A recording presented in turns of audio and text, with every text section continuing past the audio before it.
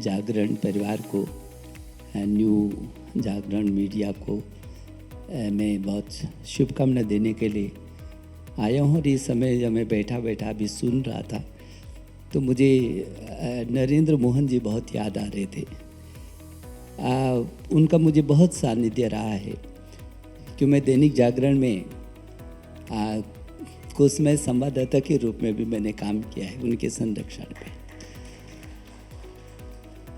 तो हमेशा से ही कहीं ना कहीं संस्कार, संस्कृति और राष्ट्र, ये तीन विषय उनके हमेशा से ही उनके जीवन में रहते थे। और उस अभियान को ये दैनिक जागरण परिवार, ये समूह आगे बढ़ा रहे हैं।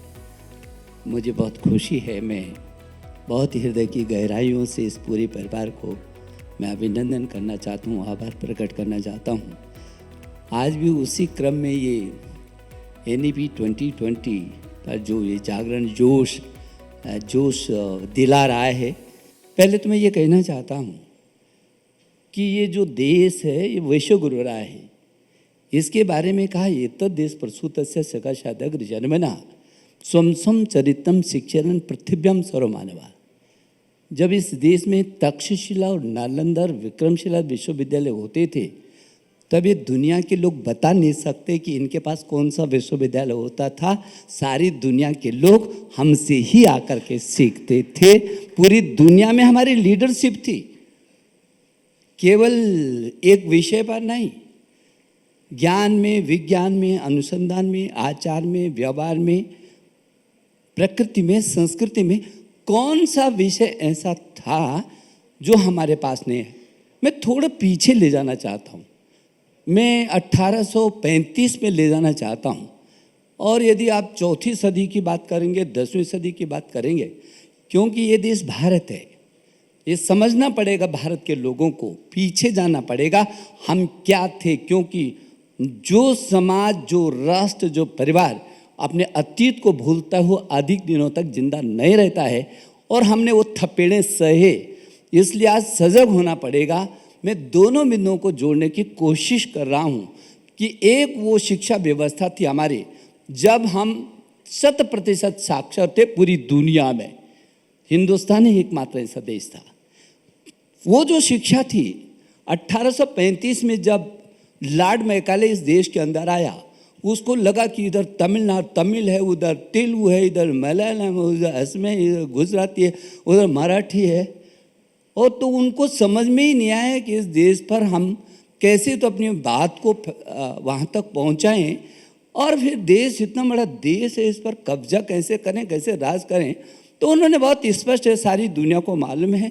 आज भी वो उनकी संसद में उनका वो पत्र, वो भाषण देखा जा सकता है जिसमें लॉर्ड मैकाले ने कहा कि जब तक हम हिंदुस्तान की संस्कृति को, भाषा को और शिक्षा, इन तीनों को बदल नहीं देते तब तक हिंदुस्तान जैसे देश में हम राज नहीं कर सकते। उन्होंने हमारी जड़ों से हमको विमुख किया, हमारी संस्कृति को ख़त्म किया, हमारी शिक्षा को समाप्त कर दिया, हम पर भाषा अंग्रेजी को थोप दिया। अभी मेरे शिक्षा मंत्री जी चर्चा कर रहे थे कि हीन भावना किसने इतने सालों में, 200 सालों में किसने हीन भावना की? अरे अंग्रेजी के बिना वो जो देश, जब मैं देश का शिक्षा मंत्री था और इस NEP 2020 को लेकर के हम चर्चा कर रहे थे, तब मुझसे बहुत सारे मीडिया के मित्र पूछते थे, निशंक जी आप एक और तो पूरे विश्व में शिखर पर इस शिक्षा व्यवस्था को ले जाने की बात कर रहे हो और दूसरी ओर आप अंग्रेजी का विरोध करो। हमने अंग्रेजी का कभी विरोध नहीं किया, लेकिन इस देश के लोगों को समझना तो पड़ेगा कि अंग्रेजी भारत की भाषा नहीं है। ये तमिल, तेलुगु, मलयालम, कन्नड़, गुजराती, मराठी, बंगाली, उड़िया, संस्कृत, हिंदी, ये सारी 22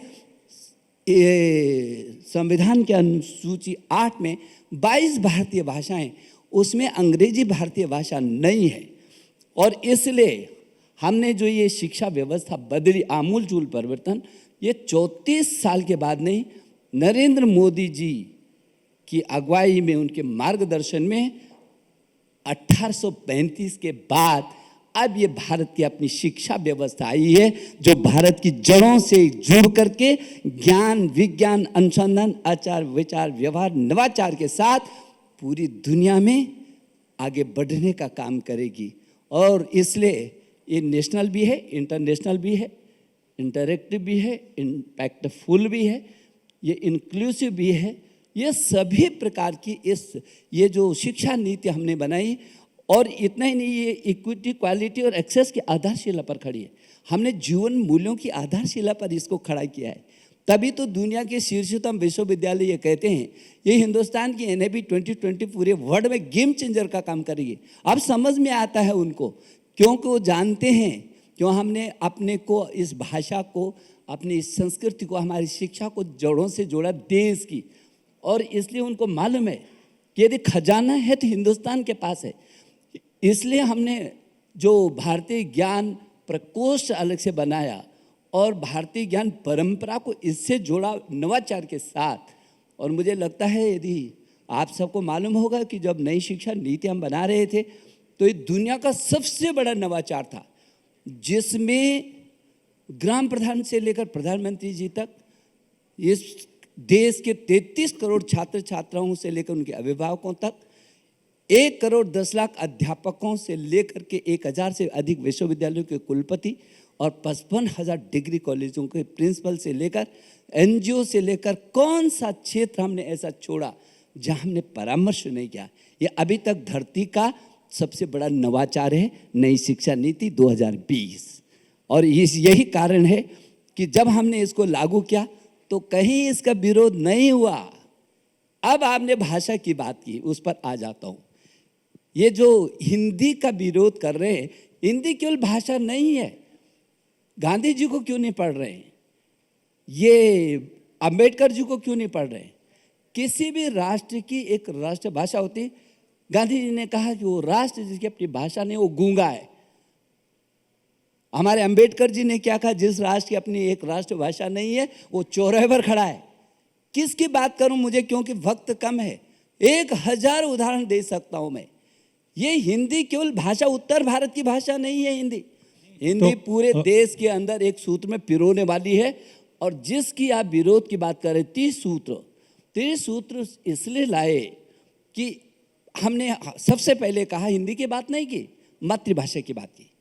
हमारी जितनी भी भाषाएं हैं उसमें ही प्रारंभिक शिक्षा होनी चाहिए, क्योंकि भाषा के साथ उसकी संस्कृति है, उसकी सभ्यता है, उसकी परंपरा है, उसके पूर्वज हैं, उसकी तकनीकी है, उसका समाज का हर वैज्ञानिक विश्लेषण उसकी भाषा के साथ होता है।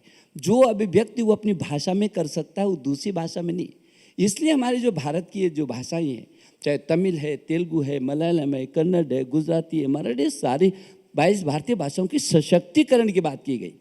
इसलिए कहा गया कि प्रारंभिक शिक्षा अपनी मातृभाषा में करेंगे और यथासंभव कोशिश करें, यदि उच्च शिक्षा तक आ सकते हैं तो वहाँ तक भी जाने की ज़रूरत है, कोई रोक टोक नहीं है। दूसरे में जहाँ नंबर 1 मातृभाषा है, उसके बाद ये 22 जो भारतीय भाषाएं हैं उनमें से कोई एक भाषा, किसी एक भाषा को और साथ में रखना है। कोई ज़रूर उसमें भी नहीं है कि हिंदी को रखो या संस्कृत को रखो। आप किसी अपनी मातृभाषा के साथ आप किसी एक भाषा को और ले लीजिए, चाहे आप तमिल को लीजिए, तेलुगु को लीजिए, मलयालम को लीजिए, मराठी को लीजिए, गुजराती को लीजिए, हिंदी को लीजिए, संस्कृत को लीजिए, उर्दू को लीजिए, नेपाली को लीजिए, जो 22 भारतीय भाषाएं, उनमें से किसी एक को लेना है। और तीसरे में आप किसी एक अंतर्राष्ट्रीय भाषा को, वो अंग्रेजी सहित, जापानी सहित, जिसको भी ले सकें। अब इसमें किस बात का विरोध है?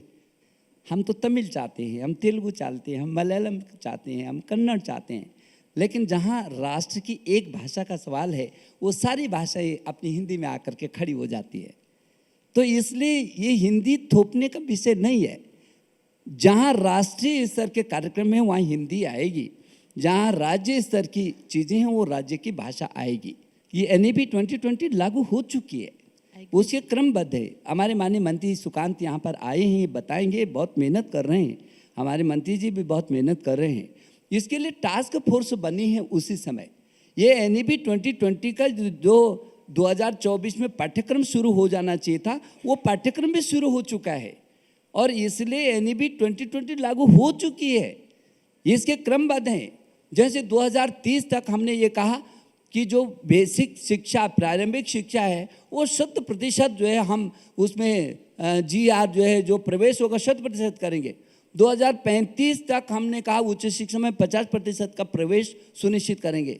तो उसको 2024 तक क्या होगा, 2026 तक क्या होगा, 2030 तक क्या होगा। जैसे उच्च शिक्षा में शिक्षा आयोग बना है, तो ये जो यूजीसी है, एआईसीटी है और जो अध्यापक प्रशिक्षण वाला था, वो सभी एक ही जगह आकर के खड़ा हो जाएगा। ये मूल्यांकन वाले भी इधर ही आएंगे, एक छाते के नीचे होंगे। तो बहुत सारे बदलाव उसमें आ गए हैं। थोड़ा सा वक्त, क्योंकि बड़ी चुनौती है और शिक्षा जैसे जिसको साथ साथ पाठ्यक्रम भी साथ साथ चलना है, उस रोड मैप पे होना है। तो इसलिए अध्यापक, अभिभावक और छात्र, ये तीन लोग को कैसे समन्वय करके करेंगे। लेकिन मुझे भरोसा है नीति लागू हो गई है, अपने समय पर ये तेजी से बढ़ेगी और जो इस देश के प्रधानमंत्री ने 21वीं सदी के स्वर्णिम भारत की कल्पना की है, निश्चित रूप में पूरी दुनिया में हम उसका मुकाबला करेंगे।